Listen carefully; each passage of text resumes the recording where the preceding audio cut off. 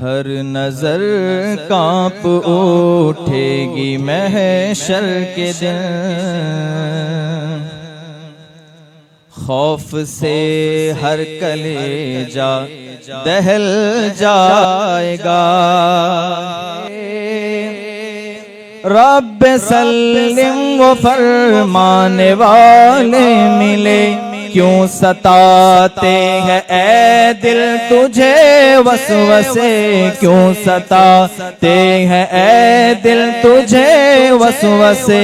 پل سے گزریں گے ہم وجد کرتے ہوئے، پل سے گزریں گے ہم نعت پڑھتے ہوئے۔ کون کہتا ہے پاؤں پھسل جائے گا، ہر نظر کانپ اٹھے گی محشر کے دن، خوف سے ہر کلیجہ دہل جائے گا۔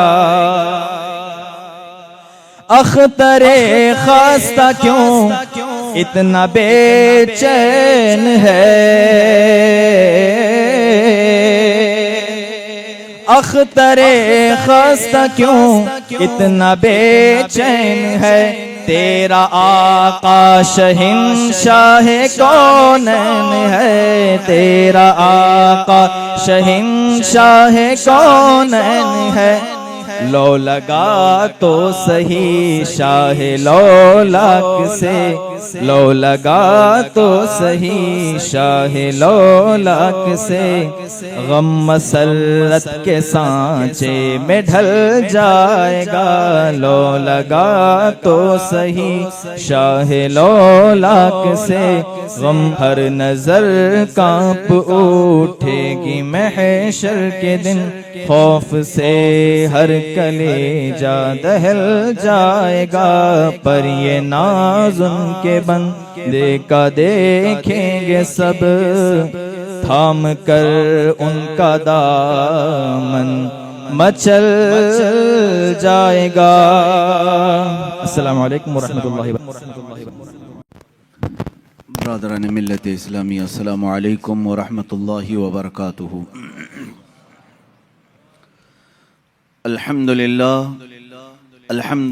الحنان المنان الذي خلق الانسان وعلمه البيان، والصلاة والسلام على رسوله سيد الانس والجان وعلى آله واصحابه ذوي الخير والإحسان، اما بعد فاعوذ بالله من الشيطان الرجيم، بسم الله الرحمن الرحيم۔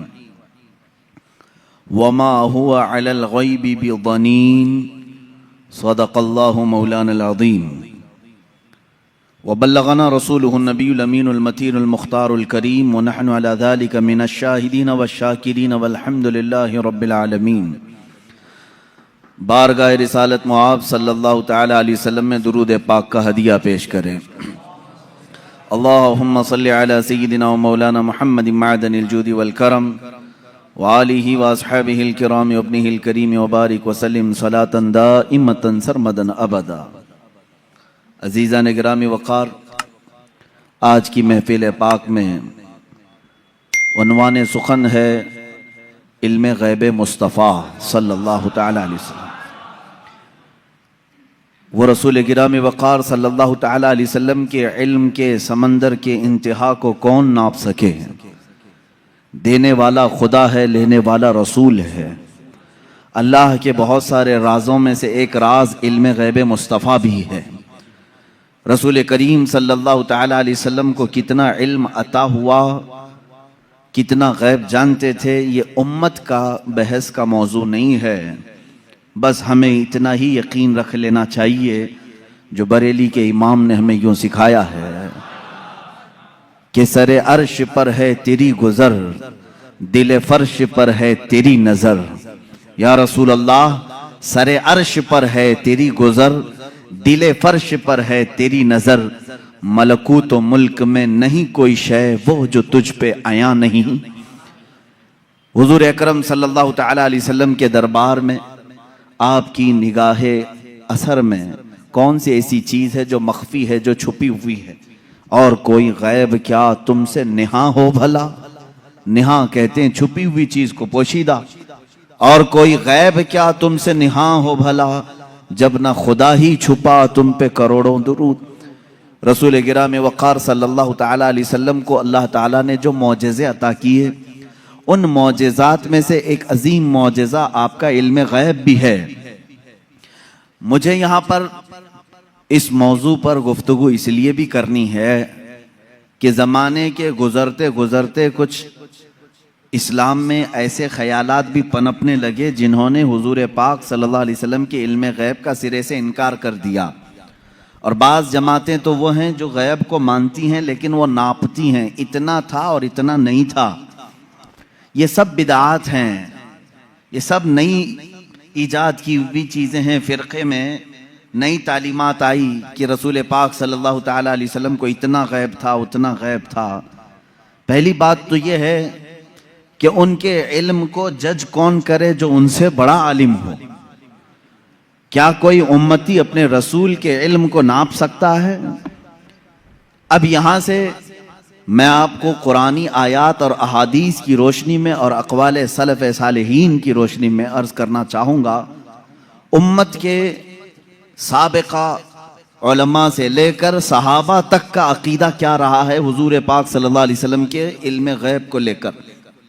اور آج اگر یہ ہمارے زمانے میں فتنے کا باعث بن گیا، آپس میں جھگڑے اور نزاع اور جنگ و جدال کا باعث بن گیا، تو یہ سمجھنے کی ضرورت ہے کہ یہ مسئلہ نکلا کہاں سے ہے، جبکہ صحابہ میں اس بات پر کسی کا اختلاف نہیں تھا کہ حضور کو علم غیب تھا کہ نہیں تھا۔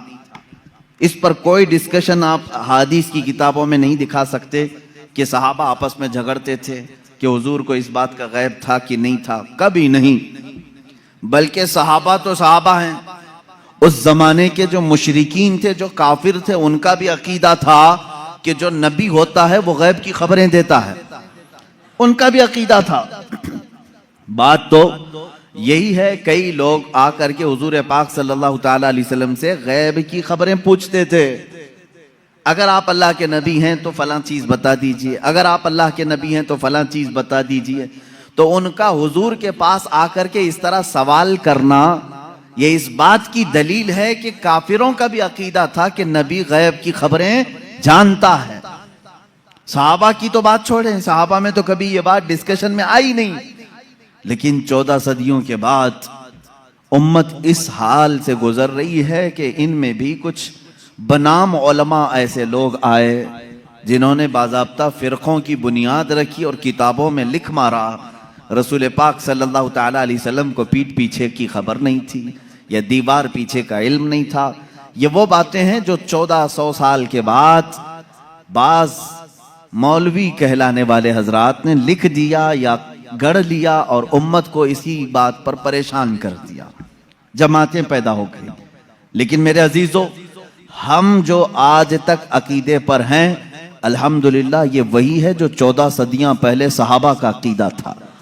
وہ اپنے نبی کونین صلی اللہ تعالیٰ علیہ وسلم کے متعلق کیا عقیدہ رکھتے تھے، قرآنی آیات بھی اس بات کی شاہد ہیں۔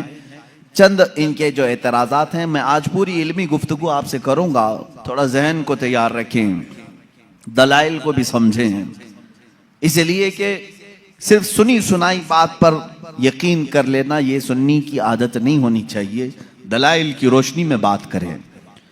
قرآن پاک کی جتنی آیات ہیں میں ان کے اوپر آتا ہوں، ابھی آتا ہوں، لیکن صحابہ کا پہلے عقیدہ کیا ہے یہ تو میں بتا دوں۔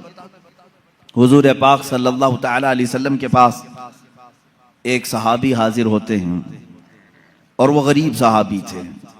وہ گھر سے یہ سوچ کر کے نکلتے ہیں ان کی والدین کا انتقال ہو چکا تھا، اور غربت بہت زیادہ تھی، تنگ دستی تھی۔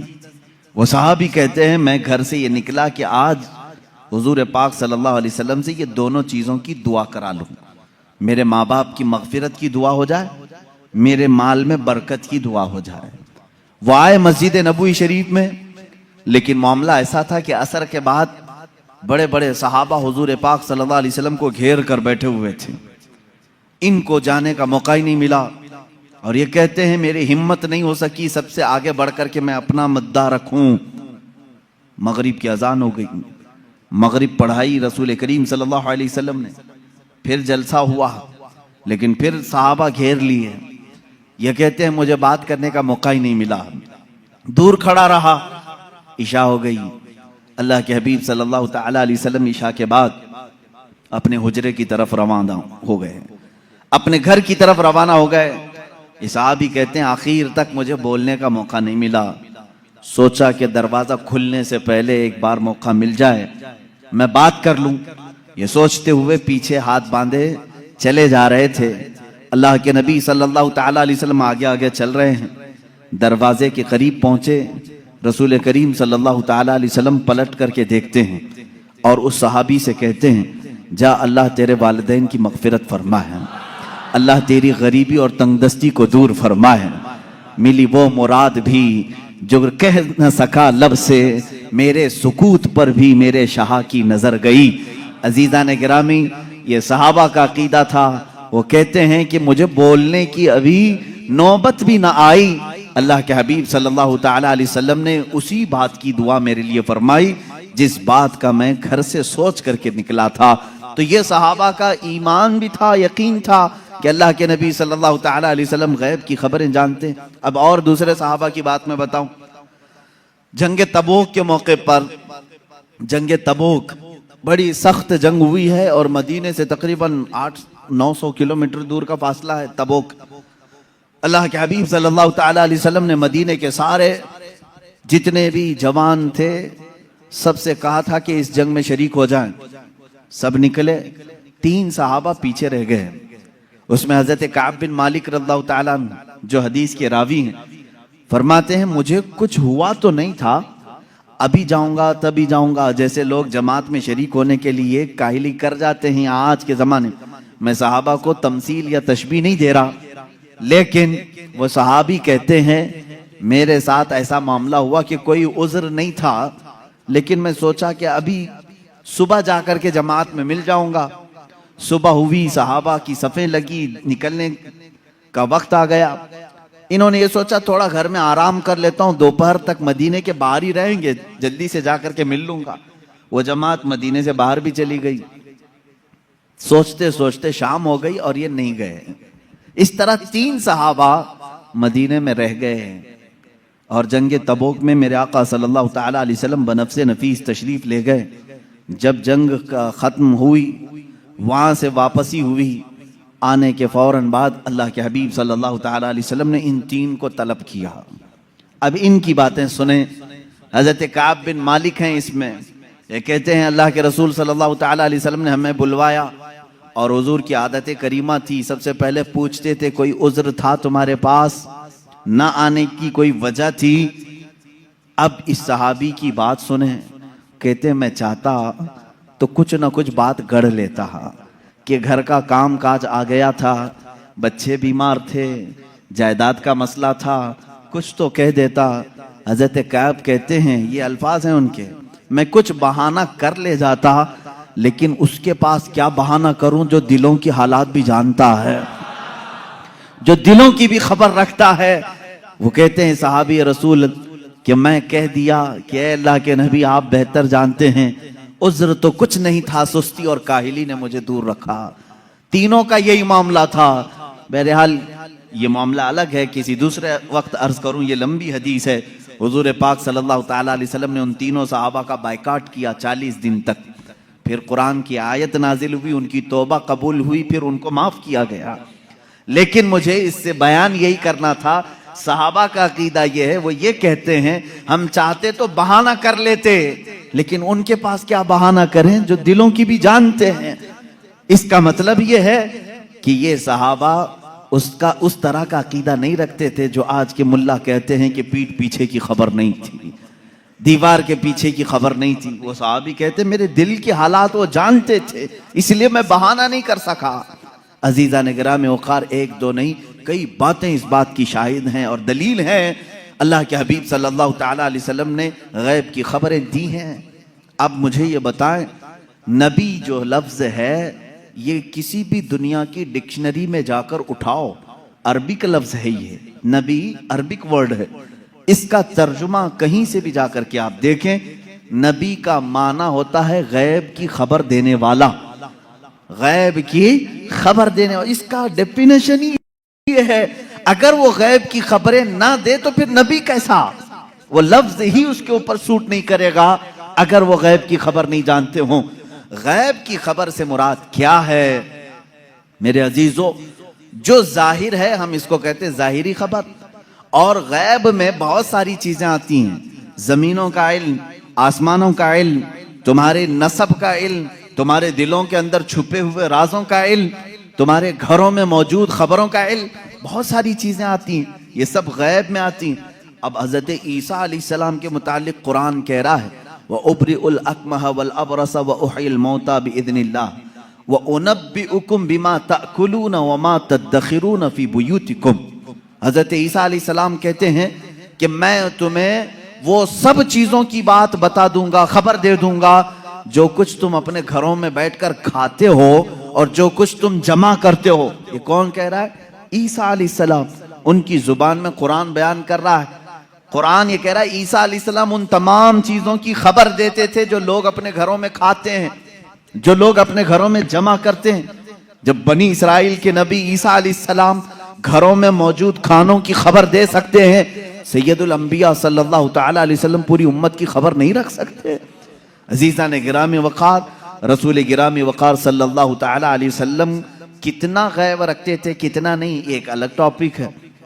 میں آپ کو اس مسئلے کو نہایت ہی اخلاق کے ساتھ، تمیز کے ساتھ، تہذیب کے دائرے میں بتاؤں گا. اس لیے کہ کبھی کبھار ہوتا ہے کہ کوئی جوش میں اور جذبے میں ادھر سے ادھر چلا جائے، لیکن میں بڑے ادب کے ساتھ آپ سے عرض کروں گا. علم غیب کا انکار کہاں سے آیا، کیوں ہوا، اور ہمارا آج یہ مسئلہ کیوں بنا؟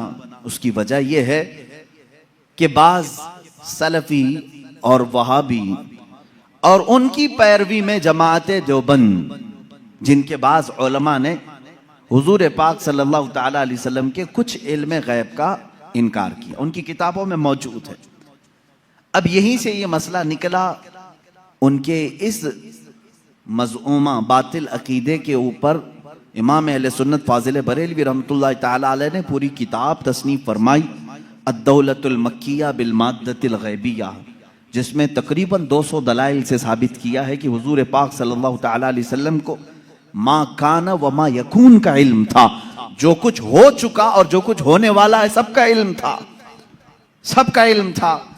اب اگر حضور پاک صلی اللہ تعالی علیہ وسلم کے علم غیب کے متعلق آپ ڈسکشن میں آ جائیں تو اب میں آپ کو بتاتا ہوں، آپ کو کس نے بتایا کہ انسان اول کون تھا؟ دنیا میں سب سے پہلے کون آیا؟ یہ سب کو معلوم ہے کہ نہیں؟ آدم علیہ السلام ہے. وہ سب سے پہلے نبی تھے، سب سے پہلے رسول تھے. اب اس سے پہلے بھی اگر جائیں، آدم علیہ السلام کو پیدا کیسے کیا گیا؟ آدم علیہ السلام جنت میں رہے، جنت سے پھر دنیا میں بھیجے گئے. ان کی پیدائش کے معاملات، ان کے دنیا میں آنے کے معاملات، پھر سیدنا نوح علیہ السلام نے تبلیغ فرمائی 950 سال. اس کے بعد اور بھی انبیاء اکرام علیہ السلام کے واقعات. یہ سب باتیں آپ کو بتائی کس نے؟ کس نے خبر کیا؟ کون بتایا آپ کو؟ سب کا نقطہ اتحاد تمہارے ہاں جمع ہوگا محمد الرسول اللہ صلی اللہ علیہ وسلم. اگر اللہ کے رسول صلی اللہ تعالی علیہ وسلم نہ بتاتے تو نہ تمہیں آدم علیہ السلام کی خبر تھی، نہ تمہیں نوح علیہ السلام کی خبر تھی، نہ تمہیں ابراہیم و اسماعیل علیہ السلام کی خبریں تھی، نہ تمہیں حضرت یوسف علیہ السلام کے واقعات معلوم تھے. قرآن جو کچھ بھی بیان ہوا ہے وہ مصطفیٰ کی زبان سے تو بیان ہوا ہے، میرے آقا صلی اللہ تعالی علیہ وسلم کے زبان سے بیان ہوا ہے. تو میرے عزیزو، جو ہو چکا حضور اس کا بھی علم رکھتے ہیں، جو ہو چکا میرے آقا صلی اللہ تعالی علیہ وسلم اس کا بھی علم رکھتے ہیں، اس کی خبر رکھتے ہیں. اب بعد میں ہونے والا یہ بھی آپ کو معلوم ہے، ہر مسلمان کا عقیدہ ہے قیامت آنے والی ہے یا نہیں؟ اگر انکار کرو گے تو اسلام سے نکل جاؤ گے. قیامت کیسے آئے گی اس کا پورا نقشہ بھی معلوم ہے. کیسے آئے گی؟ آپ نے علماء سے سنا ہوگا، کتابوں میں پڑھا ہوگا. قیامت کے قریب کیا کیا حالات ہوں گے، نشانیاں کیا کیا ہیں، یہ سب چیزیں بتائی گئی. یاجوج ماجوج آئیں گے، دجال نکلے گا، سورج پچھم سے نکلے گا، دابت الارض آئے گا. یہ بڑی بڑی نشانیاں.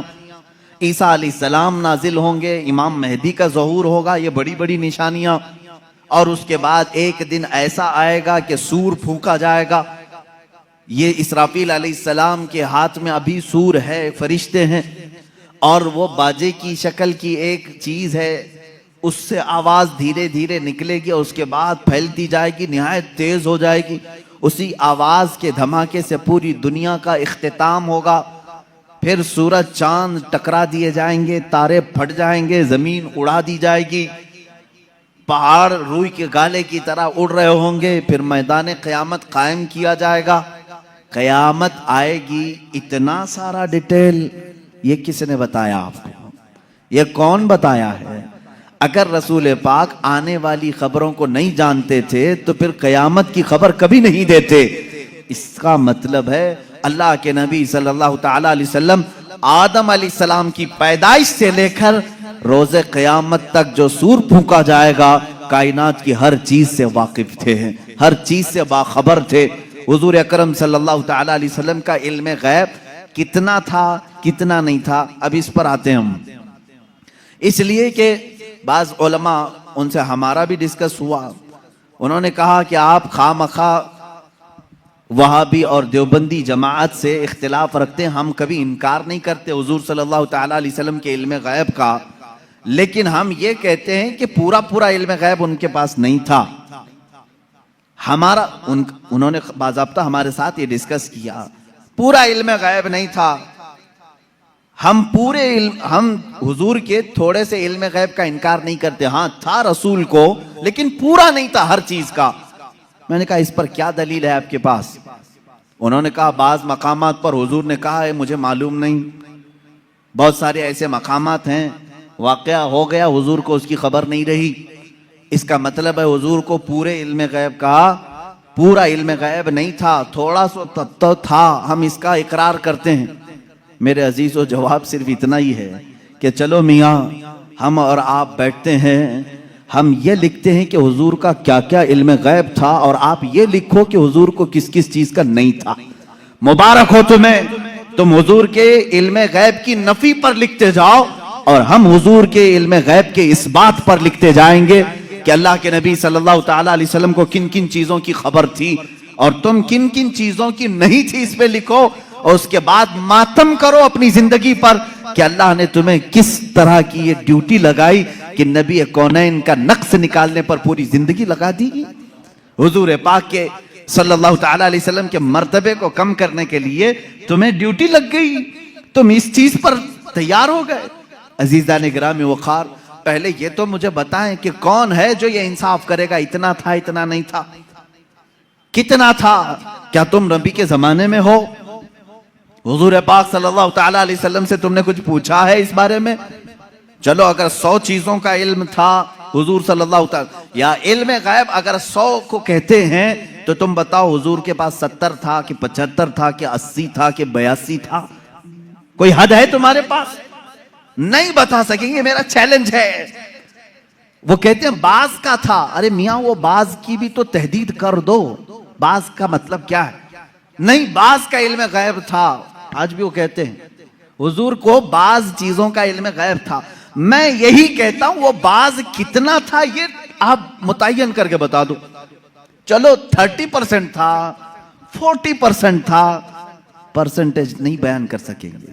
جہاں انہوں نے انگلی رکھ دی کہ اتنا تھا تو پھر وہ اسلام میں زیادتی کرنے والے بن جائیں گے اور خارج اسلام ہو جائیں گے.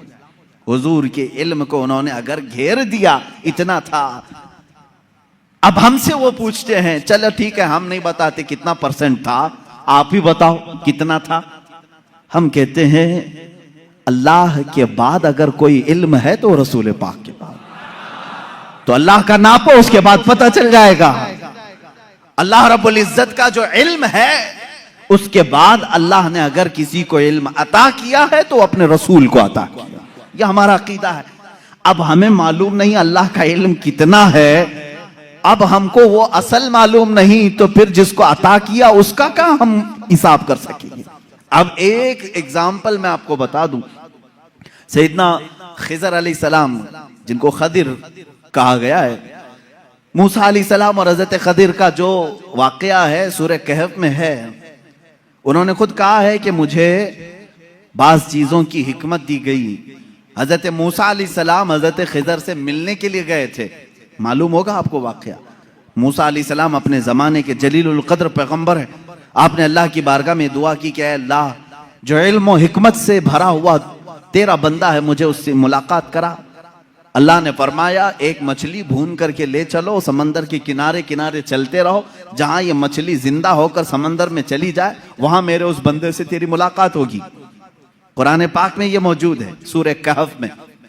موسیٰ علیہ السلام اپنے غلام کے ساتھ لے کر چلتے رہے، ایک جگہ آرام کرنے کے لیے آپ رکے، سو گئے، مچھلی وہیں زندہ ہوئی، بھنی ہوئی مچھلی، تلی ہوئی مچھلی زندہ ہوئی اور سمندر میں کود گئی۔ غلام نے خبر نہیں کیا، اٹھایا نہیں۔ موسیٰ علیہ السلام آرام فرما رہے تھے، پھر جب بیدار ہوئے تو غلام بھول گئے، آگے چل پڑے۔ موسیٰ علیہ السلام کو بھوک کی شدت ہوئی تو آپ نے کہا لاؤ وہ مچھلی کھا لیتے ہیں، اب لمبا سفر نہیں ہوگا۔ تب غلام نے کہا وہ مچھلی وہیں اچھل کر چلی گئی تھی جہاں آپ آرام کر رہے تھے۔ واقعہ طویل ہے۔ واپس موسیٰ علیہ السلام وہاں آئے تو دیکھا ایک سفید پوش بزرگ تھے، انہوں نے آپ کا نام لے کر کے آپ کو سلام کی، ملاقات ہوئی۔ حضرت موسیٰ علیہ السلام نے ان سے کہا کہ میں آپ کے ساتھ کچھ دن رہنا چاہتا ہوں۔ انہوں نے کہا تم میرے ساتھ نہیں صبر کر سکو گے۔ موسیٰ علیہ السلام نے کہا رہوں گا۔ انہوں نے ایک شرط رکھی، میں جو بھی کام کروں اس پر پوچھنا مت کہ ایسا کیوں کیا۔ موسیٰ علیہ السلام اس پر پابندی کے ساتھ چلتے رہے۔ 3 واقعات قرآن میں بیان کیے گئے۔ کشتی پر بیٹھے اور وہ کشتی والا فری میں بٹھایا دونوں کو، موسیٰ علیہ السلام اور حضرت خضر کو۔ آپ حضرت خضر اس کی کشتی کو پھاڑنے لگے۔ موسیٰ علیہ السلام نے کہا کہ یہ فری میں بٹھایا ہے، اس کی کشتی کو آپ پھاڑ رہے ہیں۔ انہوں نے جلال کا اظہار کیا، کہا میں نے کہا تھا آپ میرے کسی کام پر نہ سوال کریں، آپ نے کہا آئندہ نہیں کیا جائے گا۔ کشتی سے اترے، ایک مقام پر گئے، ایک گاؤں میں کچھ بچے کھیل رہے تھے، اس میں خوبصورت بچہ تھا، اس کو پکڑ کر کے انہوں نے مار دیا حضرت خضر نے۔ موسیٰ علیہ السلام نے پھر پوچھا کہ آپ کو یہی بچہ ملا تھا، اس کو آپ نے مار دیا؟ انہوں نے پھر کہا، آپ نے پھر پوچھا، انہوں نے کہا۔ موسیٰ علیہ السلام نے آخری ایک موقع اور، ایک گاؤں پہنچے، گاؤں والوں سے کہا ہم کو مہمان بنا لو، گاؤں والوں نے انکار کر دیا، ہم دونوں کو مہمان نہیں رکھیں گے اور نہ کھانا کھلائیں گے۔ وہ وہاں سے نکلے، اس گاؤں کی ایک دیوار گر رہی تھی۔ موسیٰ علیہ السلام سے حضرت خضر نے کہا چلو دونوں مل کر کے دیوار کو سیدھی کرتے ہیں۔ موسیٰ علیہ السلام نے کہا ایک تو گاؤں والوں نے کھانا بھی نہیں کھلایا، مہمان بھی نہیں بنایا، ان کی دیوار کو ہم کیوں صحیح کریں، اور آپ نے ایسا کیوں کیا؟ حضرت خضر نے کہا اب یہاں سے تمہارا اور ہمارے جدائی کا راستہ، ھذا فراق بینی و بینک سأنبئک بتأویل ما لم تستطع علیہ صبرا۔ قرآن کہتا ہے اب خضر علیہ السلام نے کہا جس پر آپ کو صبر نہیں ہوا ان میں سے ہر ایک کی میں حکمت بتاتا ہوں، اس کے پیچھے چھپا ہوا غیب کا علم کیا تھا؟ یہ کون کہہ رہا ہے؟ سیدنا خضر علیہ السلام۔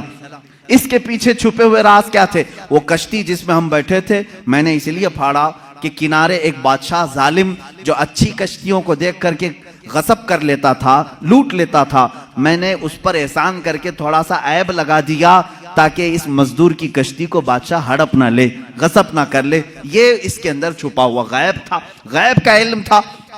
موسیٰ علیہ السلام کو دوسرے واقعے کی خبر انہوں نے دی، وہ بچے کے متعلق مجھے اللہ کی طرف سے یہ علم تھا کہ وہ بڑا ہو کر کے اپنے ماں باپ کو بھی مارے گا اور قاتل بلکہ وہ کافر بنا ڈالے گا، اس لیے میں نے اس کو مار دیا تاکہ اس کے والدین محفوظ رہیں، ایمان کی حالت میں رہیں۔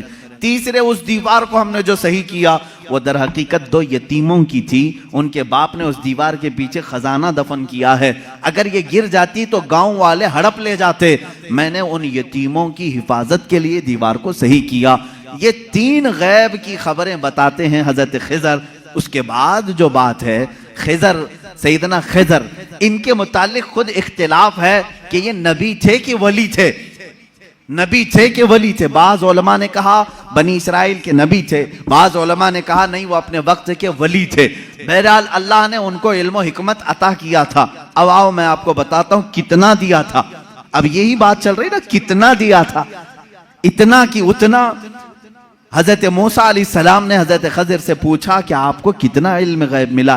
وہ سمندر کے سفر پر تھے، سمندر کو تو جانتے ہیں آپ، اس کا کنارہ کون دیکھا ہے؟ ادھر شروع ہوا کہ ادھر ختم ہوا، معلوم ہی نہیں پڑتا۔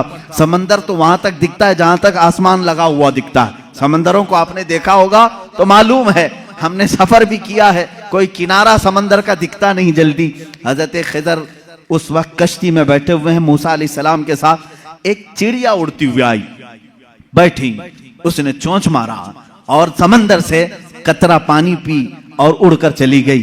حضرت خضر کہتے ہیں علم الہی کی مثال سمندر کی طرح ہے، اور چڑیا نے جتنا قطرہ پانی اس میں سے پیا اتنا بھی مجھے نہیں ملا ہے۔ یہ کون کہہ رہا ہے؟ سیدنا خضر، بنی اسرائیل کے نبی، جن کے غیب کی خبریں موسیٰ علیہ السلام کو بتائی گئی، اتنا علم تھا ان کے پاس جو چڑیا سمندر کے قطرے میں، سمندر میں سے جتنا پی لے۔ میرے عزیزو، اب یہاں سے کتنا اور اتنا کا اندازہ وہی کر سکے گا جو علم الہی کو ناپا ہوگا۔ اللہ کا علم کتنا ہے۔ اب یہاں رسول کریم صلی اللہ تعالیٰ علیہ وسلم کے دربار میں آتے ہیں۔ اگر آپ سوال کرتے ہیں کتنا تھا کتنا نہیں تھا، تو یہ مسئلہ ہم ڈائریکٹ اللہ سے کیوں نہ پوچھ لیں؟ اے مولا، عطا کرنے والا تو ہے، لینے والا تیرا رسول ہے، تو ہی بتا دے کتنا علم تھا۔ قرآن کے پاک کی آیت آپ 4 پارے میں پڑھیں، 5ویں پارے میں پڑھیں، اللہ رب العزت فرماتا ہے وَعَلَّمَكَ مَا لَمْ تَكُنْ تَعْلَمْ وَكَانَ فَضْلُ اللَّهِ عَلَيْكَ عَظِيمًا۔ اے رسول، ہم نے آپ کو علم غیب کتنا دیا؟ کتنا دیا؟ فرماتا ہے میرا مولا، اے رسول، ہر اس چیز کا علم دیا جو آپ پہلے نہیں جانتے تھے۔ اب کیا کیا نہیں جانتے تھے تم طے کرو، پھر میں بتاتا ہوں۔ ہر اس چیز کا علم اللہ نے انہیں دیا ہے۔ تم اگر کہتے ہو رسول یہ نہیں جانتے تھے، تو مولا تو کہہ رہا ہے جو رسول نہیں جانتے تھے میں نے دے دیا ہے۔ تم اگر کہو کہ حضور بچپن کی خبریں نہیں جانتے تھے، میں کہوں گا اللہ وہ بھی دیا ہے۔ تم اگر کہتے ہو پہلے کی خبر نہیں جانتے تھے، میں کہوں گا اللہ کہہ رہا ہے وہ نہیں جانتے تھے، وہ بھی دیا ہے۔ تم کہتے ہو قیامت کے بارے میں رسول نہیں جانتے تھے، اچھا ہے تم جتنے نہیں جانتے تھے والے ورڈز لاؤ گے، قرآن کی آیت کے نیچے اللہ نے وہی فرمایا وَعَلَّمَكَ مَا لَمْ تَكُنْ تَعْلَمْ۔ اے رسول، جو جو نہیں جانتے تھے سب میں نے دے دیا ہے۔ جو جو نہیں جانتے تھے، تم جو بھی کہو گے یہ نہیں جانتے تھے، صاف کہو ہاں ٹھیک ہے نہیں جانتے تھے، لیکن اللہ کہہ رہا ہے رسول جو نہیں جانتے تھے وہ دے دیا ہے۔ اب تیرا لفڑا کس بات پر ہے؟ تیرا جھگڑا کس بات پر ہے؟ اللہ خود کہہ رہا ہے جو نہیں جانتے تھے وہ میں نے دے دیا۔ اب اس آیت نے پورا فیصلہ کر دیا ہے۔ اب یہاں پر آئیں، ڈسکس ہوتا ہے تو بعض لوگ یہ کہتے ہیں قرآن کی آیت ہے، قرآن کہہ رہا ہے وَعِنْدَهُ مَفَاتِحُ الْغَيْبِ لَا يَعْلَمُهَا إِلَّا هُوَ۔ اللہ کے پاس غیب کے خزانوں کی چابیاں ہیں، کوئی دوسرا نہیں جانتا۔ ایک آیت ہے۔ دوسری آیت جو یہ پڑھ کر کے ہمیں سناتے بھی ہیں اور سلفی، اور کہتے ہیں تم رسول کو علم غیب کہتے ہو، قرآن کہہ رہا ہے قُلْ لَا أَقُولُ لَكُمْ عِنْدِي خَزَائِنُ اللَّهِ وَلَا أَعْلَمُ الْغَيْبِ۔ اے رسول آپ فرما دیں میرے پاس اللہ کے خزانے نہیں اور میں غیب نہیں جانتا۔ یہ آیت میں صاف ہے، اور میں چرا کر کے نہیں جاؤں گا، صاف پڑھ کر کے جاتا ہوں۔ جو ان کے اعتراضات ہیں، کہتے ہیں کہ رسول کو اللہ نے خود کہہ دیا اے رسول آپ کہہ دیں میں غیب نہیں جانتا۔ رسول نے کہا امت سے دو چیزیں یہ بتاتے ہیں، عندہ مفاتح الغیب لا يعلمها الا هو، اللہ کے پاس ہے غیب کے خزانے کی کنجیاں چابیاں، کوئی دوسرا نہیں جانتا۔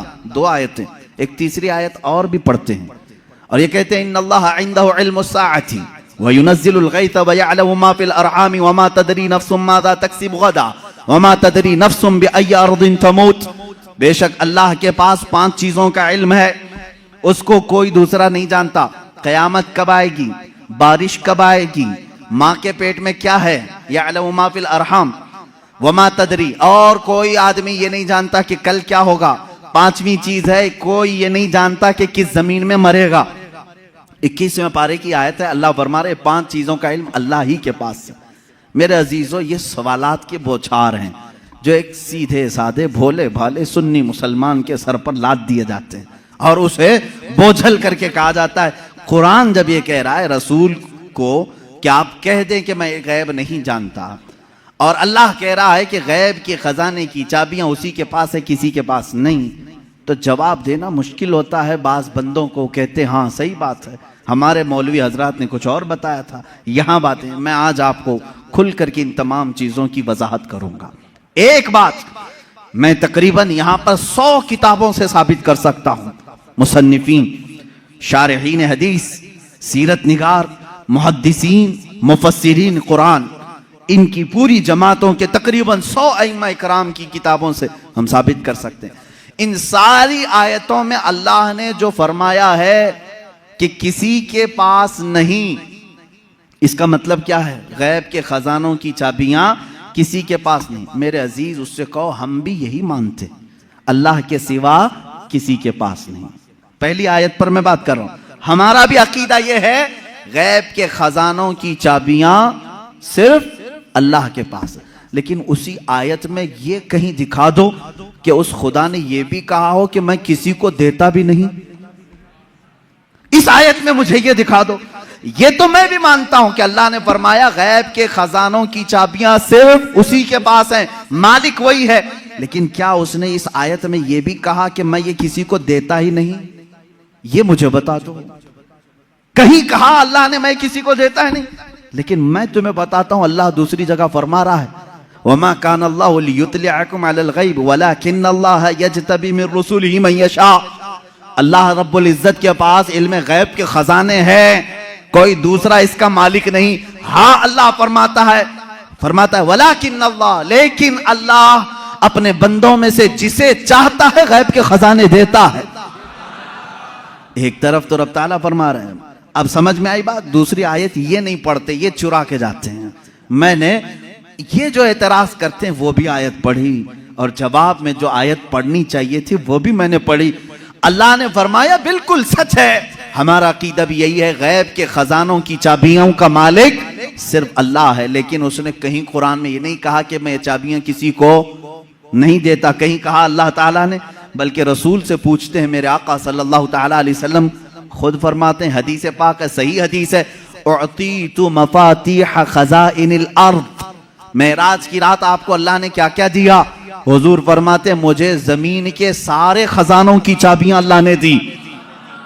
رب ہے موتی یہ ہے قاسم، رزق اس کا ہے کھلاتے یہ ہیں. ٹینشن تیسرے کو کیوں ہے؟ تکلیف تیسرے کو کیوں ہے؟ اللہ فرما رہا ہے دینا چاہے وہ اپنے بندوں میں سے جس کو چاہے دے دے. ایک آیت یہ ہے. اب دوسری بات، آپ اے رسول فرما دیں کہ میں غیب نہیں جانتا. ایک آیت یہ بھی پڑھ کر کے بتا دیں. دیکھو 7ویں پارے میں ہے، اللہ نے فرمایا اے رسول آپ کہہ دیں میں غیب نہیں جانتا. اس کا مطلب کیا ہے؟ جب رسول خود فرما رہے ہیں میں غیب نہیں جانتا. عزیزان گرامی وقار، ہر آیت کا پس منظر دیکھنا ہوگا کہ آیت کیوں نازل ہوئی، کس مقام پر نازل ہوئی. عزیزان گرامی وقار، رسول کریم صلی اللہ تعالیٰ علیہ وسلم کے لیے کوئی یہ عقیدہ نہ گڑھ لے کہ جیسے خدا کا علم ہے ویسے رسول کا بھی علم ہے. یہ شرک ہو جائے گا. کسی سنی کا یہ عقیدہ ہے؟ کیا آپ رسول کو خدا کے برابر سمجھتے ہیں؟ رسول کا علم خدا کے علم کے برابر ہے؟ نہیں. اللہ کا علم اس کا اپنا ذاتی علم ہے، اور رسول کا جو علم ہے وہ عطا کیا ہوا ہے. خدا کو کسی نے عطا کیا، لیکن رسول کو اللہ نے عطا کیا ہے. اب یہاں پر اللہ نے جو رسول سے فرمایا اے رسول آپ کہتے میں غیب نہیں جانتا، اس کا مطلب ویسا غیب جو اللہ کا ہے وہ میں نہیں جانتا، ہاں وہ سب جانتا ہوں جو اللہ نے مجھے دیا ہے. بات سمجھ میں آ گئی؟ یہ دوسری آیت ہو گئی.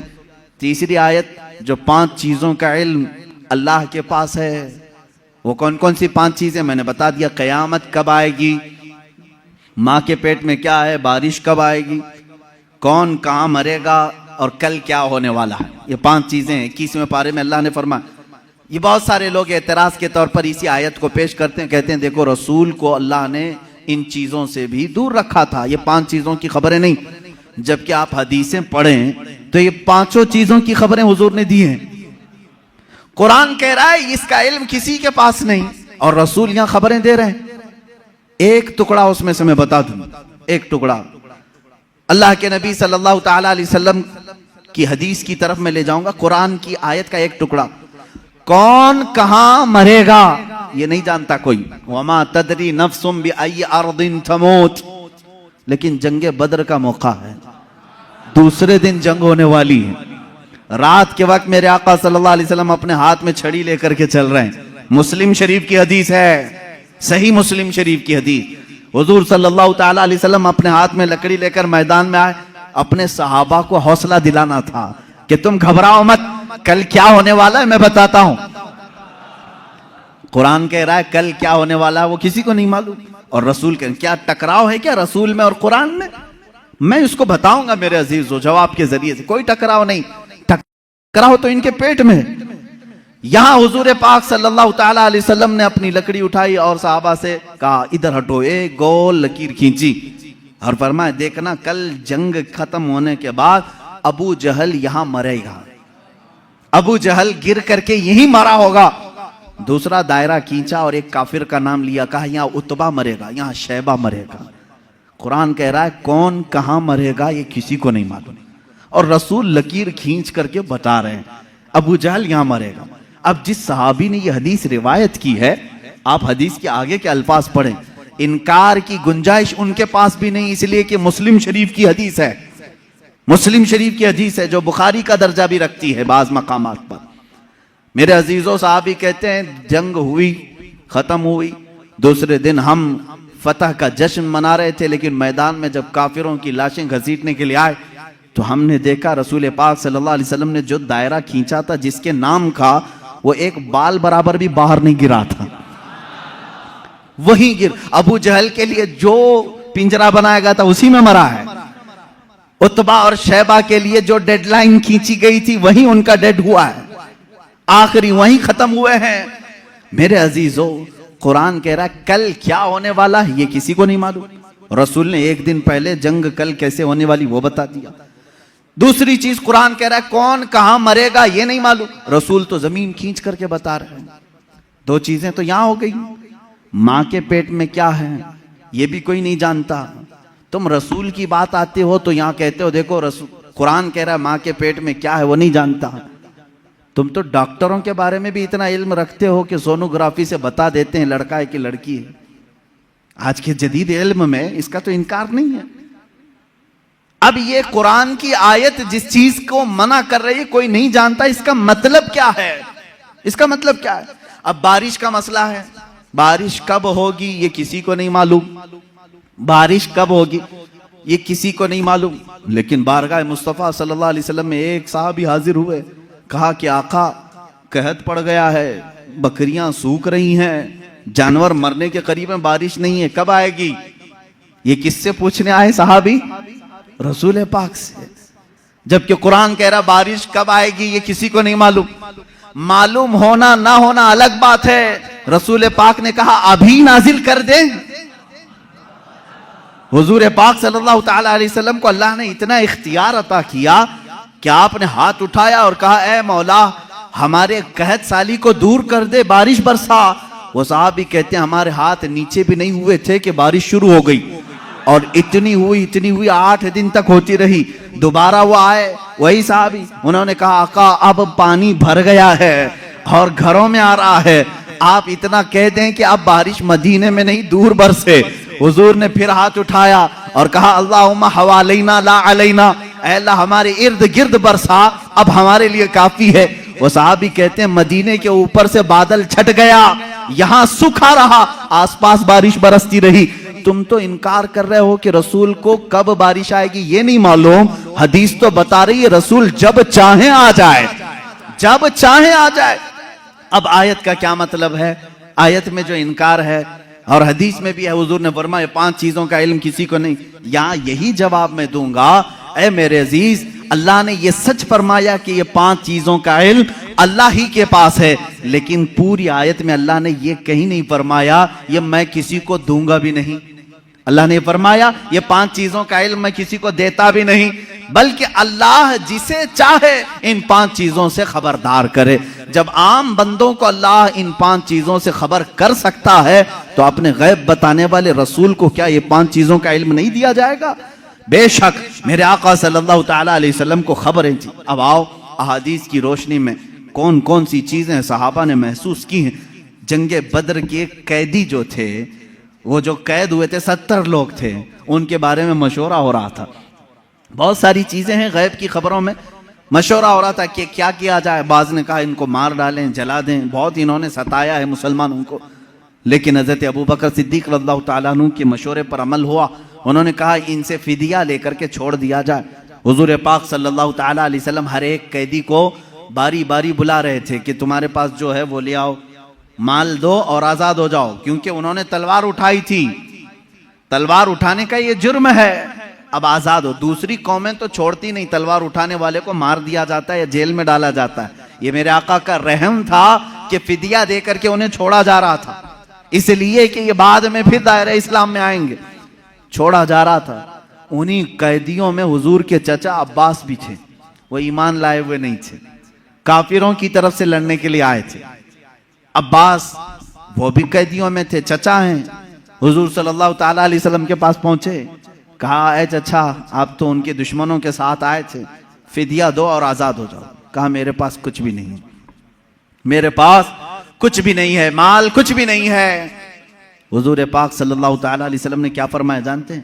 کہتے ہیں چچا جب مکہ سے نکلے تھے اپنی بیوی ام الفضل کو ایک گٹھری آپ نے سکوں کی دی تھی, فلاں جگہ چھپانے کے لیے کہا تھا, وہ گٹھری منگوائیں اور فدیہ دیں اور آزاد ہو جائیں. اللہ اکبر. حضرت عباس کہتے ہیں یہ راز تھا میرا اور میری بیوی کا. یہ محمد عربی صلی اللہ علیہ وسلم جنگ کے میدان میں بتا رہے ہیں چچا آپ گھر سے نکلتے وقت جو پیسوں کی تھیلی اپنی بیوی کو سپرد کر کے آئے تھے اور کہا تھا فلاں جگہ چھپا کے رکھنا, کسی کو بتانا مت, حضور یہ تک بتا رہے ہیں. حضرت عباس نے کہا میں فدیہ تو لاؤں گا لیکن پہلے کلمہ طیبہ بھی پڑھ لوں گا. دائرہ اسلام میں آئی حضرت عباس رضی اللہ تعالیٰ عنہ حضور صلی اللہ تعالیٰ علیہ وسلم پر ایمان لائے. میرے عزیزو ان کا تو یہ عقیدہ تھا کہ رسول ہمارے گھروں میں چھپی ہوئی چیزوں کو بھی جانتے. جنگ بدر میں آئے ہوئے, اور بھی جنگ بدر ہی سے متعلق بڑی نفیس بات ہے, حدیث ہے. جنگ بدر میں جو کفار و مشرکین آئے تھے اس میں کئی غیب چھپے ہوئے ہیں, کئی غیب جن کی خبریں حضور صلی اللہ علیہ وسلم نے دی. ختم ہوئی, اس میں کافروں کو بھاری نقصان ہوا تھا, بڑا نقصان ہوا تھا. یہ تو معلوم ہے کہ صرف 14 صحابہ کی وفات ہوئی, شہادت ہوئی, باقی 70 ان کے مارے گئے, 70 قیدی بنائے گئے. پورا مال وہ چھوڑ کے بھاگے تھے جو 1000 کی تعداد میں آئے تھے, اور ادھر 313 ہی تھے. اس کے بعد وہ اسی غم میں پیچ و خم کھا رہے تھے, گلتاں پیچاں تھے. مکہ کے لوگ یعنی حسد میں جل رہے تھے. ان میں سے ایک شخص تھا صفوان, اس کے باپ کو قتل کر دیا گیا تھا میدان بدر میں. امیہ باپ مار دیا گیا. جب لوگ جا کر کے واقعات سنا رہے تھے, وہ بہت مالدار آدمی تھا صفوان, بہت غم میں آ گیا کہ میرے باپ اتنے بڑے آدمی سردار قریش کو محمد کے ساتھیوں نے قتل کر دیا. غم و غصے میں, غیظ میں وہ جل رہا تھا. اسی کی کیٹیگری کا ایک اور شخص عمیر بن وہب. عمیر بن وہب ان کا بیٹا قیدی بن کر کے حضور کے پاس گرفتار ہو چکا تھا. ایک کا بیٹا قیدی بنا ہے, ایک کا باپ مارا گیا ہے. دونوں سیم کیٹیگری کے ہو گئے, دوستی جلدی ہوتی ہے. ایسے دونوں کا جب میٹر سیم ہو تو دل کی باتیں شیئر ہوتی رہتی ہیں. عمیر بن وہب صفوان بن امیہ کے پاس آئے, حتیم کعبہ کے اندر, خانہ کعبہ کے حتیم کے اندر بیٹھے. عمیر بن وہب نے کہا میرے پاس تو کچھ ہے نہیں, مال و دولت, لوگوں کے قرضے بڑے ہوئے ہیں اور ہر کوئی قرضہ مانگنے آتا ہے. ایسے میں میرے بیٹے کو محمد نے قید کر لیا ہے, کیا کہوں. صفوان نے دیکھا سیم میٹر میرا بھی ہے, مجھے بھی بدلہ لینا ہے, اس کا بھی ہے. ایک کام کرتے ہیں. اس نے آفر دیا, کہا اے عمیر تیرے سارے قرضے چکا دوں گا, پلس انعام دوں گا, اور میری طرف سے تلوار دوں گا, بس تو محمد کا قتل کر کے آ. صلی اللہ تعالی علیہ وسلم.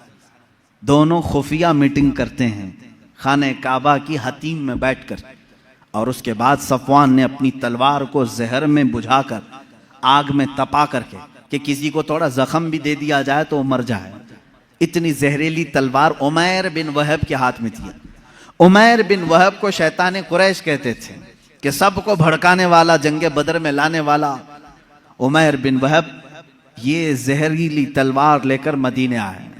مدینے جس وقت یہ پہنچا, یہاں حالات کیسے تھے؟ مسجد نبوی کے اندر وہ قیدی بندھے ہوئے تھے. حضور پاک صلی اللہ تعالیٰ علیہ وسلم اندر ہیں، حضرت عمر فاروق رضی اللہ تعالیٰ عنہ چند صحابہ کے ساتھ پہرا دے رہے تھے، اور حضرت عمر جہاں کھڑے ہوں کس کی مجال ہے کہ اندر جائے۔ جب وہ قریب آیا، ابھی قریب آ رہا تھا عمیر بن وہب، حضرت عمر بالکل چونک گئے اور اس کے بعد اپنے ساتھیوں سے کہا خذوا ھذا الکلب، پکڑو اس کتے کو، یہ آیا کیوں ہے مدینہ؟ یہ بدر میں دشمن بن کر کے آیا تھا، یہ الفاظ ہیں حدیث پاک میں، کہا اس کتے کو پکڑو جو پورے لوگوں کو بھڑکا کر کے بدر میں لے آیا تھا، اور جھپٹ پڑے اس پر اور اس کے گلے میں رومال ڈال کر کے اس کو پھندا بنا لیا۔ کہا کیوں آیا ہے؟ کہا نہیں بس بیٹے سے ملنے آیا تھا، بیٹے سے ملنے آیا تھا، میرا بیٹا قیدی ہوا ہے تمہارے ہاں، دیکھوں تو کچھ حال چال پوچھ لوں اس لیے آیا ہوں۔ تو حضرت عمر نے کہا اس کو پکڑے رہو، پہلے میں اجازت تو لے لوں رسول پاک سے۔ اندر گئے، کہا یا رسول اللہ صلی اللہ تعالیٰ علیہ وسلم، عمیر بن وہب آیا ہے، قریش کا وہ بھڑکانے والا آدمی جو جنگ بدر میں سارے لوگوں کو اکسا رہا تھا، اور مجھے لگتا ہے اس کی نیت صحیح نہیں ہے۔ کون کہہ رہا ہے؟ عمر ابن خطاب رضی اللہ تعالیٰ عنہ۔ حضور کے جو محب تھے وہ بھی لوگوں کی نظریں دیکھ کر پہچانتے تھے، کہتے ہیں مجھے اس کی نیت صحیح نہیں لگ رہی ہے۔ حضور پاک صلی اللہ علیہ وسلم نے فرمایا اس کو اندر تو لے آؤ، میں بھی پوچھوں کہ کس لیے آیا ہے۔ حضرت عمر اسی طرح پھندا ڈال کر کے اندر لے آئے۔ رسول کریم صلی اللہ تعالیٰ علیہ وسلم نے بات کرنا چاہی، اس کی حلق میں اٹک رہا تھا۔ حضرت عمر سے کہا چھوڑ دو اس کو، بات کرنے دو۔ تلوار بھی ہے عمیر بن وہب کے پاس، زہریلی تلوار جو لٹکی ہوئی ہے۔ رسول کریم صلی اللہ تعالیٰ علیہ وسلم کے اوپر کبھی کسی کا رعب طاری نہیں ہوا، کبھی حضور پاک کے جسم اقدس پر کسی کا رعب طاری نہیں ہوا۔ نہایت ہی سنجیدگی کے ساتھ اللہ کے نبی صلی اللہ تعالیٰ علیہ وسلم نے پوچھا اے عمیر کیوں آنا ہوا مدینے؟ اس نے کہا بیٹے کی خیر خیریت کے لیے آیا ہوں، میرا بیٹا قیدی بن کر کے آپ کے ہاں آیا ہے۔ حضور نے فرمایا نہیں، یہ مقصد نہیں ہوگا تیرا، یہ مقصد تو نہیں ہوگا، سچ سچ بتا۔ کہا نہیں، بیٹے کی خبر لینے کے لیے ہی تو آیا ہوں۔ حضور نے فرمایا بیٹے کی خیریت پوچھنے کے لیے تلوار لے کے کیوں آئے ہو؟ تلوار کی کیا ضرورت ہے؟ اس نے تلوار نیچے پھینک دیا اور کہا ان تلواروں کا کیا؟ جنگ بدر میں تو آپ نے دیکھا ہمارے پاس تلواریں تھی پھر بھی ہم کامیاب نہیں ہوئے، ان تلواروں کا کیا لینا؟ وہ باتیں بنا رہا تھا جیسے سامنے والے کو یوں سمجھا ہو کہ نہیں جانتا ہے۔ وہ تلوار نیچے رکھ کر کے کہہ رہا ہے تلوار سے کیا ہونا جانا ہے، کچھ تو نہیں ہوگا۔ حضور پاک صلی اللہ تعالیٰ علیہ وسلم جلال میں کہا عمیر بن وہب چپ ہو جاؤ، وہ بات بتاؤ جو مکہ کے حتیم میں بیٹھ کر صفوان کے ساتھ تم کر کے آئے ہو، حتیم کعبہ کے اندر بیٹھ کر کے تم نے جو صفوان کے ساتھ ڈیلنگ کی ہے، معاہدہ کیا، وہ بات بتاؤ۔ یہ رسول پاک صلی اللہ علیہ وسلم نے جیسی کہا، عمیر بن وہب کہتا ہے میرے بدن میں راشا طاری ہو گیا، کپ کپی طاری ہو گئی، اس لیے کہ یہ بات میرے اور صفوان کے درمیان راز تھی، مکہ میں تیسرا کوئی نہیں جانتا تھا، مدینے میں بیٹھا ہوا تاجدار مدینہ میری خبر دے رہا ہے۔ عمیر بن وہب نے کہا اشہد انک محمدن رسول اللہ، میں گواہی دیتا ہوں کہ آپ اللہ کے سچے رسول ہیں۔ تلوار چھوڑ دی، ایمان لے آئے۔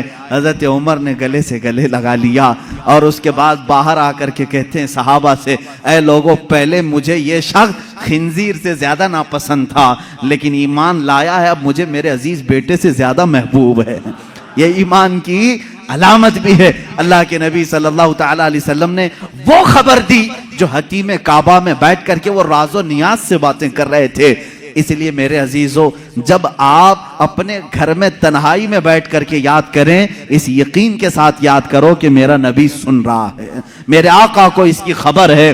اب رہی بات، وہ زندگی میں جانتے تھے، بعد وفات بھی جانتے ہیں۔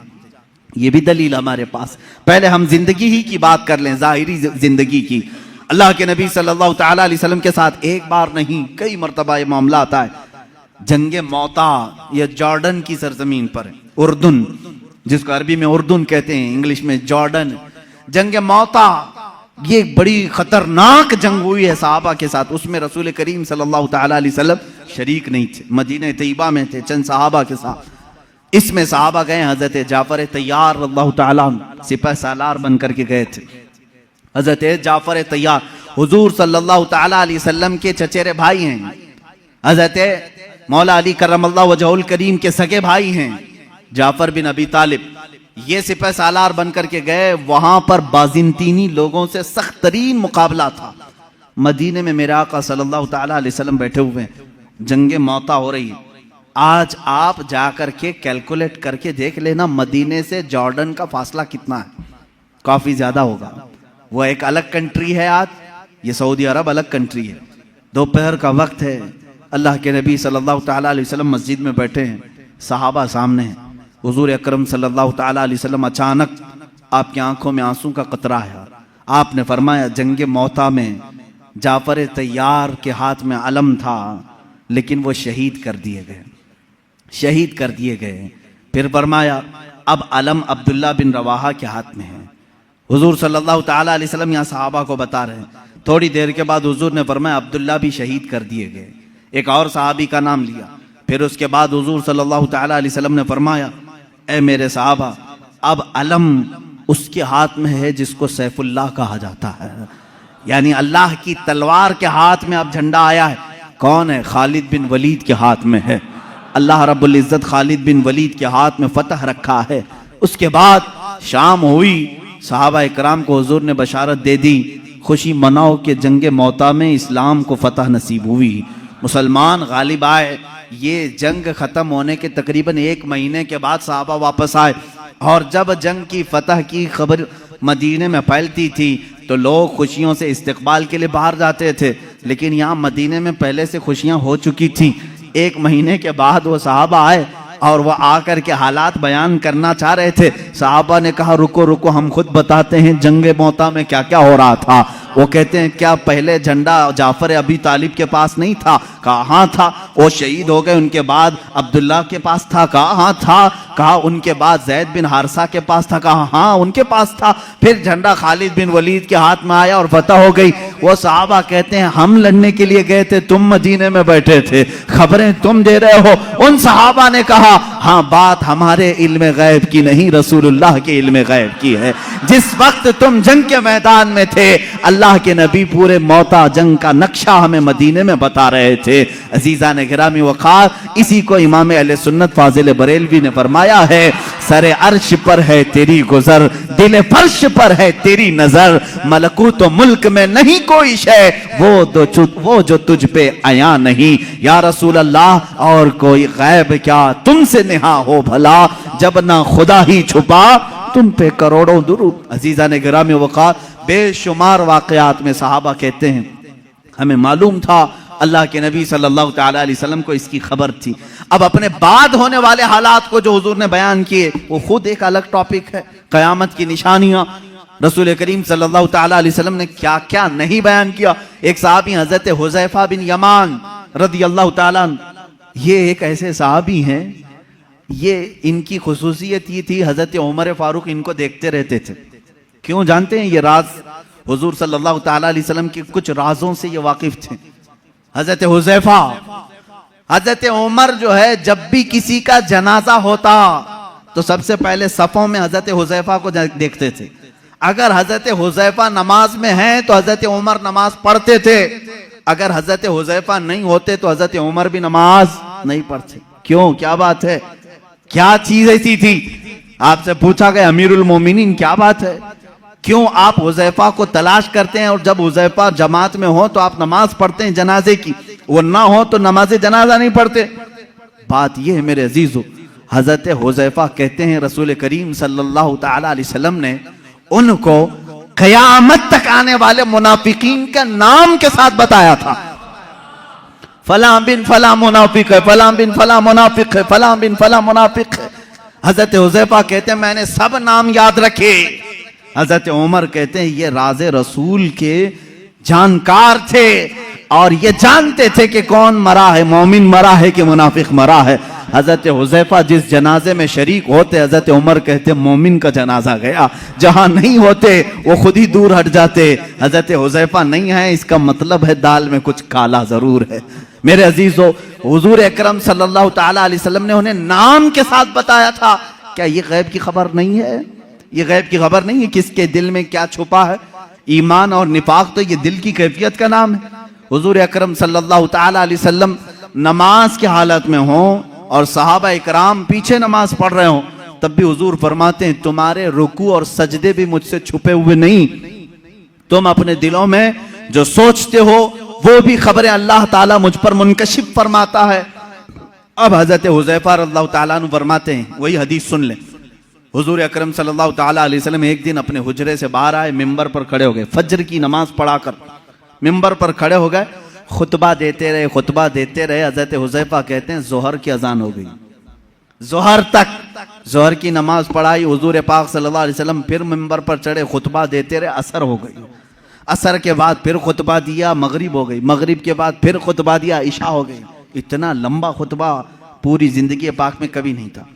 حضرت حذیفہ رضی اللہ تعالیٰ عنہ اس حدیث کے راوی میں فرماتے ہیں یہ وہ دن تھا جب میں تنہا نہیں اور بھی صحابہ تھے، اللہ کے نبی صلی اللہ تعالیٰ علیہ وسلم نے اپنی وفات کے بعد سے لے کر قیامت تک آنے والے ہر فتنے کو حضور نے خطبے میں بیان کیا، اور حضرت حذیفہ فرماتے ہیں اتنے فتنے، کون کس فتنے کا بانی ہوگا، کون فاؤنڈر ہوگا، کون سی جماعتیں تشکیل پائیں گی، کتنے فرقے بنیں گے، اور فرقے کا فاؤنڈر کون ہوگا اس کے نام کے ساتھ حضرت حذیفہ کہتے ہیں 300 فتنوں کے بانیوں کے نام تو مجھے یاد ہیں، حضور صلی اللہ تعالیٰ علیہ وسلم ممبر پر بیان کر رہے ہیں۔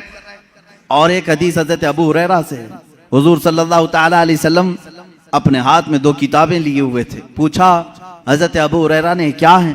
حضور نے فرمایا یہ ایک ہے، یہ ایک ہے، اس میں سارے جنتیوں کے نام ہیں، اس میں سارے جہنمیوں کے نام، اس کی بھی خبر اللہ نے رسول پاک کو عطا کی تھی۔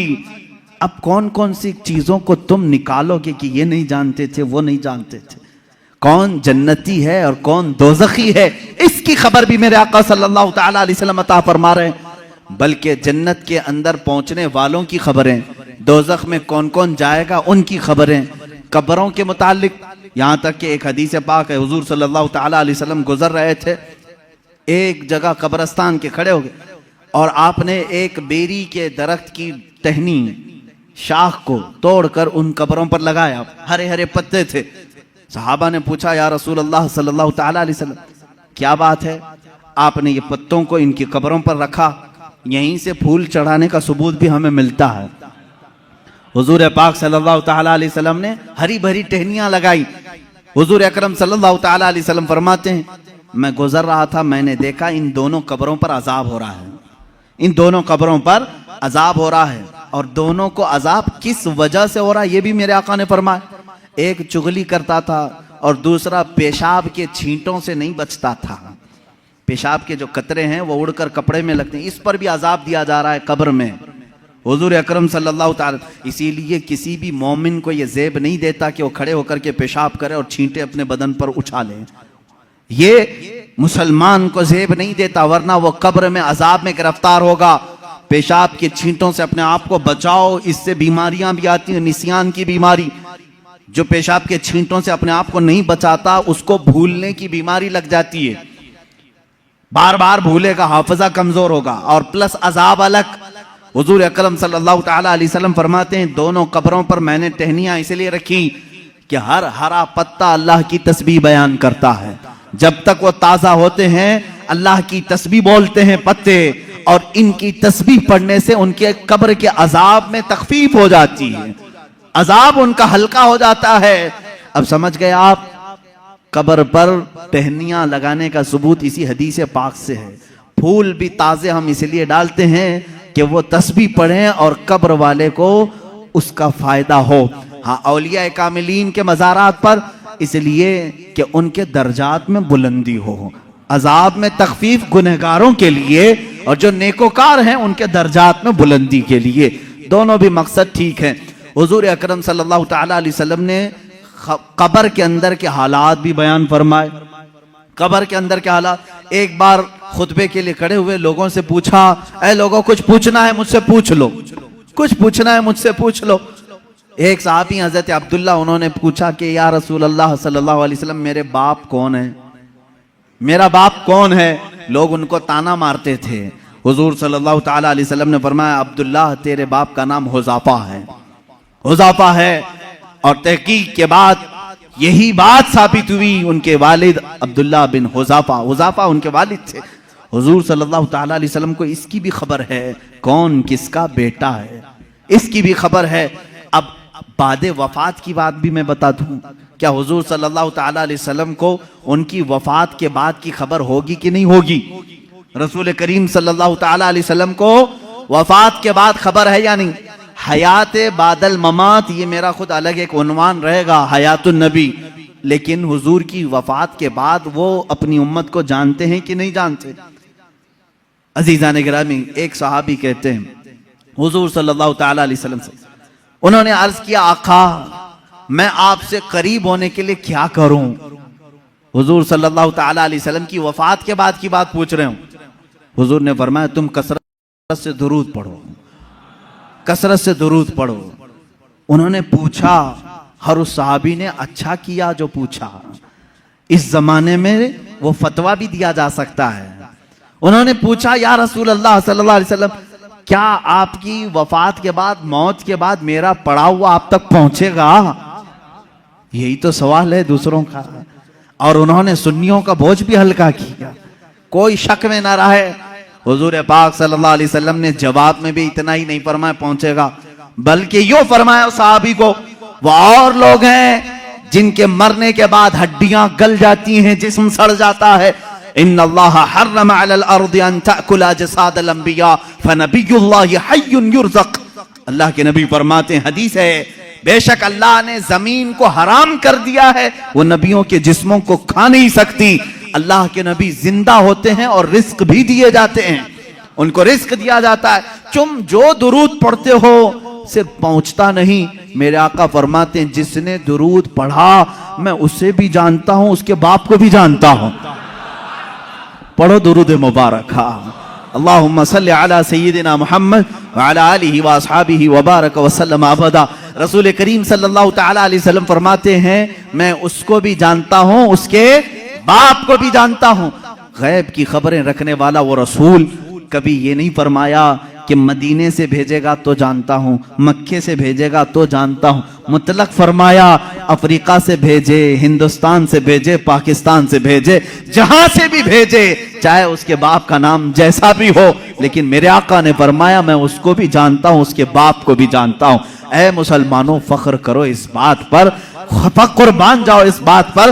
ایک درود ایسا ہے، ایک عبادت ایسی ہے، جب ہم یہاں پڑھتے ہیں ہمارے باپ کا تذکرہ مدینے میں ہو رہا ہوتا ہے، میرے آقا کی جالیوں کے سامنے ہمارے باپ کا نام تک پہنچ جاتا ہے۔ اس سے بڑی خوش قسمتی تمہاری اور کیا ہو سکتی ہے جب نبی کو فرشتہ جا کر یہ بتا رہا ہو یا رسول اللہ فلاں کا بیٹا فلاں ابھی درود پڑھا ہے اور آپ کی بارگاہ میں پہنچایا جا رہا ہے۔ فرشتے پہنچاتے ہیں۔ بعض وہ ہیں حضور فرماتے ہیں جن کے درود کو میں خود سنتا ہوں، بعض وہ ہیں جن کے درود کو میں خود سنتا ہوں، اور بعض وہ ہیں جن کے درود کو اللہ کے ملائکہ فرشتے مجھ تک پہنچایا کرتے ہیں۔ یہ کب تک پہنچاتے ہیں اس کی بھی کوئی لمٹ نہیں، جب تک قیامت نہ آ جائے رسول پاک ہر امتی کی خبر رکھتے ہیں۔ میرے عزیزو، یہ عقیدہ کیوں ضروری ہے میں آپ کو بتاتا ہوں۔ ظالموں نے، انگریزوں نے، یہودیوں نے، ان کے اندر ایک جماعت ہے مستشرق، جس کو اورینٹلائزم کہا جاتا ہے۔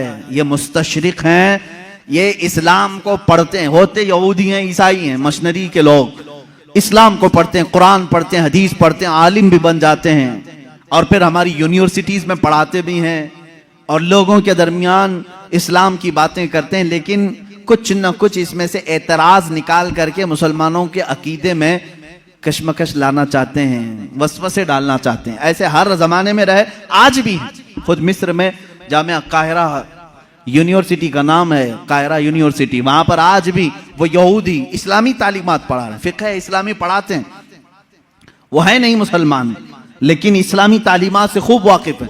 اور انہوں نے ایک گولڈ زہر نام کا شخص تھا جو مستشرق ہے، اس نے کتابیں لکھی، وہ حدیث بھی اور قرآن کی تفسیر بھی جانتا تھا۔ حیرت ہوگی آپ کو، دنیا کی سب سے بڑی ڈکشنری حدیثوں کو تلاشنے کے لیے بڑا مسئلہ تھا کہ کون سی حدیث کہاں ہے، بخاری میں ہے کہ مسلم میں ہے، مشکات میں ہے، ترمذی میں، ابو داؤد میں، نسائی میں، ابن ماجہ میں، حدیث کی ہزاروں کتابیں، کہاں کون سی حدیث ملے گی۔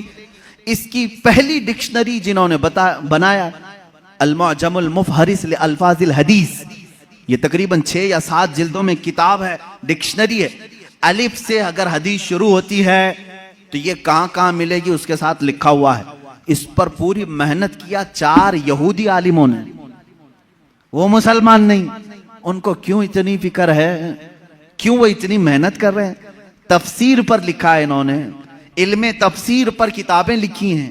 میرے عزیزوں، محبت اسلام میں نہیں، عداوت اسلام میں لکھتے ہیں اور اس کے بعد اعتراض کرتے ہیں خود اپنی طرف سے اور مسلمانوں میں چھوڑ دیتے ہیں۔ یہیں سے جماعتیں بنتی ہیں، یہیں سے جماعتیں بنتی ہیں۔ ان کے جو شاگرد ہیں مستشرقین کے، وہ ماڈرن خیال بن کر کے مسلمانوں میں آتے ہیں اور نئی نئی باتیں لے آتے ہیں۔ محمد بن عبد الوہاب نجدی، جو سب سے پہلے اپنے نئے عقائد کو سعودی عرب میں پیش کیا، ان کے استاد کون کون تھے ذرا آپ مجھے بتاؤ، کہاں کہاں پڑھے تھے؟ استاد سے متاثر ہو کر کے آئے۔ ایسے مصر میں بھی بہت سارے ہیں جو جرمنی میں اسلامی تعلیمات پڑھتے رہے، انگلینڈ میں پڑھتے رہے۔ اسلامک ڈپارٹمنٹ کے اندر بہت سارے مدرس اسلام پڑھانے والے یہودی ہیں، عیسائی۔ یہ بھی نہیں کہ چھپ کر کے، بلکہ وہ ظاہر بھی ہیں، وہ کہتے بھی ہیں ہم عیسائی ہیں، ہم یہودی ہیں، لیکن اسلام کو ہم پڑھے ہوئے ہیں ایز اے نالج، ایک دراسہ کے طور پر۔ لیکن ان کا کام صرف یہ ہوتا ہے کچھ نہ کچھ وسوسہ ڈالنا، کچھ نہ کچھ وسوسہ ڈالنا۔ ایسے ہزاروں وسوسے انہوں نے ڈالے، لیکن علماء ربانیین کی جماعت ہر زمانے میں رہی ہے جو دنداں شکن ان کا جواب بھی دیتی رہی۔ سب سے پہلے انکار کرنے والے حضور صلی اللہ تعالی علیہ وسلم کی حیات بعد وفات کے لیے یہ مستشرقین ہی تھے۔ انہوں نے شوشہ ڈال دیا تھا کہ نبی مر کر ختم ہو چکے ہیں، اب ان کا کوئی اثر باقی نہیں، انفلوئنس نہیں رہے گا۔ اس طرح کی باتیں انہوں نے لکھی، ان سے ایڈاپٹ کیا کچھ ہماری جماعت کے علماء، وہ بعد میں الگ ہو گئے۔ حضور صلی اللہ تعالی علیہ وسلم کے علم کے بارے میں سب سے پہلے یہی مستشرقین یہودیوں اور عیسائیوں نے سوالات چھوڑے۔ سب سے پہلے انہی کی طرف سے اعتراض آتا ہے کہ رسول پاک صلی اللہ تعالی علیہ وسلم کو کبھی غشی آ جاتی تھی اور اس عالم میں وہ کچھ نہ کچھ بول جاتے تھے، معاذ اللہ رب العالمین۔ اس طرح کی نازیبا تہمتیں انہوں نے حضور کی ذات پر لگائی اور کہا ان کو اتنا علم نہیں تھا فلاں فلاں چیزوں کا، وہ اچانک بول دیتے اور لگ جاتی کچھ چیزیں۔ ان سے اڈاپٹ کر کے کچھ علماء آئے۔ میرے عزیزو، کیوں جانتے ہیں یہ میرے آقا کے علم غیب پر کیوں اس طرح کی باتیں کرتے ہیں؟ صرف اس لیے کہ امت کے ذہن میں حضور کا مرتبہ کم کر دیا جائے۔ آج تمہیں ڈر کس بات کا لگتا ہے؟ نبی کی شان میں ایک جملہ بھی کہنے سے 1000 بار سوچتے ہو۔ اللہ کے نبی ہیں، ان کے بارے میں ہم مذاق میں بھی کوئی جملہ نہیں کہہ سکتے، ایمان چلا جائے گا۔ آج تک یہ ڈر ہے یا نہیں؟ آج تک یہ ڈر ہے، لیکن یہ چاہتے ہیں کہ ان کو بھی عام انسان کی طرح پیش کر دیں، ان کا بھی مذاق ہو سکتا ہے۔ تو جب امت مذاق کو سہنا پسند کر لے گی تو سمجھ لو کہ تمہارا رشتہ ختم ہو گیا، اب تمہارا اسلام ہی کھوکھلا ہو گیا۔ تم نبی کی ہر بات کو مذاق میں بھی لے سکتے ہو۔ ارے انہوں نے یوں ہی کہہ دیا ہوگا، کبھی بشریت میں یہ بھی بولتے تھے، کبھی وہ بھی بولتے تھے، ان کی باتیں ایسی تھی، معاذ اللہ رب العالمین۔ یہاں آ جاتی ہے بات سیدھے تمہارے اسلام کی جڑوں پر، اس لیے اس کو اتنا ہلکا مت سمجھنا۔ علم غیب پر ڈسکس کرنے والوں کو میں یہ کہتا ہوں، اے نوجوانوں، تمہاری یہ فیلڈ نہیں ہے، تمہارا یہ میدان نہیں ہے، مناظرے کرنا تمہارا کام نہیں ہے۔ بس اتنا تم عقیدہ رکھو، ہم اس مسئلے میں کوئی گفتگو نہیں کرنا چاہتے۔ میرے رسول کو اتنا علم تھا جتنا میرے مولا نے دیا تھا، رب تعالیٰ جانے کتنا دیا تھا، رسول جانے کی کتنا لیا تھا۔ بس اس پر تم اپنی گفتگو کو ختم کر دینا۔ دوسرا کوئی بھی شیطان تمہارے پاس آئے، میسج کرے رسول کو اس بات کی خبر نہیں تھی، رسول کو اس بات کی خبر نہیں تھی، تم ہر ایک کے ڈیبیٹ میں مت بیٹھنا۔ شیطان گفتگو میں لگا کر کے تمہارا ایمان سلب کرنا چاہتا ہے، تمہارے ایمان پر ڈاکہ ڈالنا چاہتا ہے۔ شروع میں تم ڈیفنس میں جواب دیتے رہو گے اور جب تھک جاؤ گے تب سوچو کہ میرے بھائی صحیح کہہ رہا ہے سامنے والا، میرے پاس تو کوئی دلیل ہی نہیں، ہمارے علماء کے پاس بھی کوئی دلیل ہی نہیں۔ امام راضی کے پاس شیطان آ کر کے ان کے خدا کا یقین ان کا متزلزل کر گیا تھا۔ امام راضی وقت کے بڑے امام ہیں، شیطان ایک بزرگ کی شکل میں آیا اور کہا تم اللہ کو ایک مانتے ہو، کیا دلیل ہے تمہارے پاس؟ انہوں نے دلیل دی۔ دوسرا اس نے شیطان کاٹ دیا، کہا یہ تو نہیں ہو سکتا، دوسری انہوں نے دلیل دی، وہ بھی کاٹ دیا. انہوں نے اللہ کے ایک ہونے پر 360 دلیلیں دی. ان کی موت کا وقت قریب تھا، 360 دلیلیں دی.